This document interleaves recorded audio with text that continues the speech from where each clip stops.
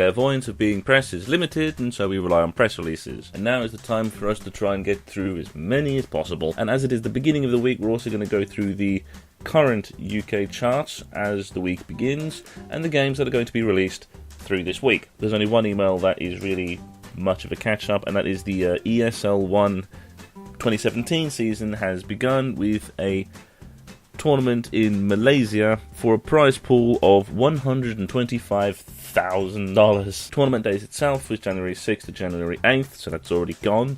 I got this press release on the 12th, which is... you would think they'll want to send it out before the tournament rather than as a press release saying, look how good it was. As to pick a quote of what the event was like, it says, the top 8 Dota 2 teams travelled to the Arena of the Stars in Resorts World Genting, Malaysia, to battle for a share of the $250,000 prize pool in the stadium full of 500,000 visitors a day. In the end, it was Digital Chaos who went home with a coveted ESL 1 trophy and the first place prize pool of $125,000. This is very much the beginning of the Dota 2 2017 season. That's going to go on through most of the year. The big ones to look out for over the year, from what I have been told, I am no expert, but what I've been told the big ones to look out for are the official Steam ones and the ESL 1 finals and things at the very end of the year, because the prize pools for that run into the millions. This is probably the first time I'm going to be hearing about these tournaments in 2017, but it is by a big margin not the last. You're probably going to hear me mention them again during MCM, because they're always there at MCM. As for gaming things, there are not really that much to talk about at the beginning of the week. It still is a week very much dominated by the coming January rush release sales and the Nintendo Switch, so there is not a lot of things to talk about, but there are a few things to talk about. This is a very quick one for the OneUpGaming.co.uk podcast, the OneUpGaming podcast. I have talked to them before. They were at I talked to them at Legends of Gaming a couple of years back. They were nice people. The team is doing a charity dinner at the Hilton Glasgow Grosvenor Hotel on Saturday 29th of April for the Diabetes UK charity. It's good to start promoting some of these charity events, some of these charity dinners. It's be good to see what comes of it. Another quick but small story is the developer-publisher Rovio is opening a London studio. You may have heard of Rovio because they are the ones that have done Angry Birds. Some of the key quotes to take from this is, our business is profitability growing, and London is the most logical place for us to found a new studio that will complement our overall global mix of internal and external developers. We look forward to bringing a diverse team together to deliver unique MMOs that are creative, inclusive and delightful. To end off, they say that over the next 2 years they're going to be building a team for the studio, so people in London, this may be an option for some studio employment. And the next story is another survey, another industry survey. That's another key thing too, as I said before in the other episode, that this is very much an industry survey rather than a consumer survey, and this time it is done by TIGA, or the TIGA, the Independent Game Developers Association.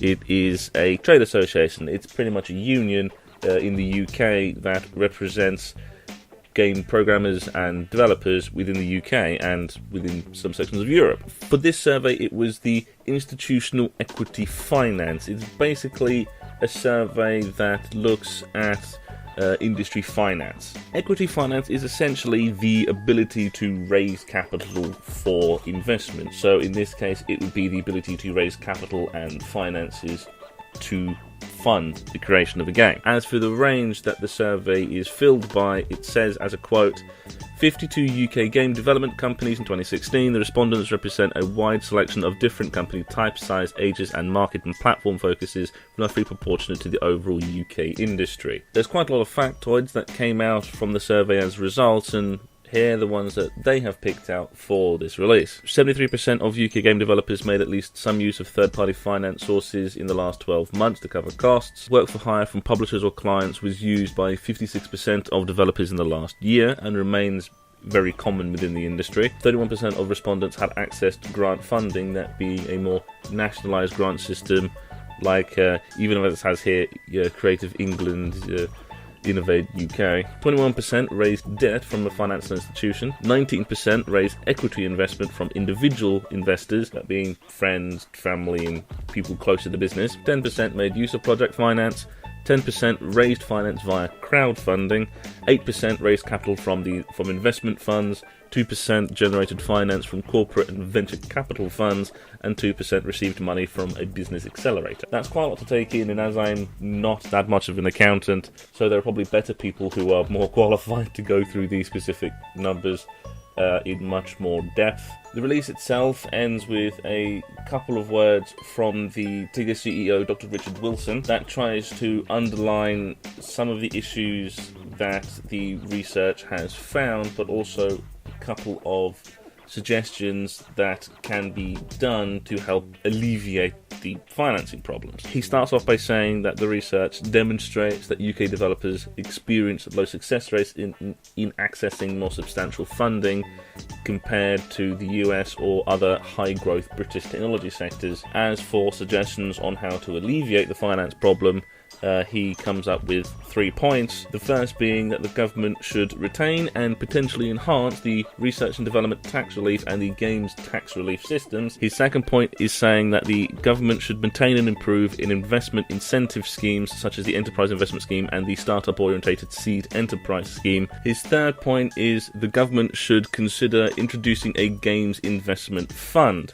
The games investment fund could make grants or loans available to games businesses on a matched funding basis. I am more inclined to agree with TIGA, but one very integral part of this is that as it is essentially a union organisation, it is an association, there is an element of politics involved in this. That's pretty much for the gaming news. We had one fairly large, fairly heavy story to end with, and so to end it, penultimately, we are going to have the all-format UK charts as they are this Monday. And to completely end it, here are the games that are going to be released this week from the 16th to the 22nd. On the 16th we have Collect or Die for Android and iOS and Little Bigfoot for also Android and iOS. On the 17th we have Dead Effect 2 for the Xbox One and the PS4, Fate Exilia the Umbriel Star for PS4 and the PS Vita, Merc for online PC, Siegecraft Commander for PC, PS4 and Xbox Online, The Pasture for PC, and Torn Tales for also for PC. On the 18th we have Hive Jump for all PC formats, Mac, Linux and Windows PC. And on the 19th we have Mars Dragon The Return for Android and iOS, Toby the Secret Mine for Wii U Online, and Warhammer 40,000 Sanctus Reach for PC. And for the 20th, the big Friday big release boom, we have Altilia Shale Plus, Alchemists of the Dusk Sea for the PS Vita, Dragon Quest The Journey of the Cursed King for the 3DS, Fate Exilia the Umbriel Star for PS4 and the PS Vita, Gravity Rush 2 for the PS4, Punch Club for the 3DS, Save the Ninja Clan for PC, and Toby and the Secret Mine for Xbox Online. And that is it for today. It was a weekend very much dominated by the Nintendo Switch, but we are coming up to the big release schedule, the end of January, February release schedule, which seems to be getting more and more packed each year. But then it means that the spring release schedule through April may be a bit dry. We'd only have to wait and see, really. So, yeah, see you on Friday for the next press rush.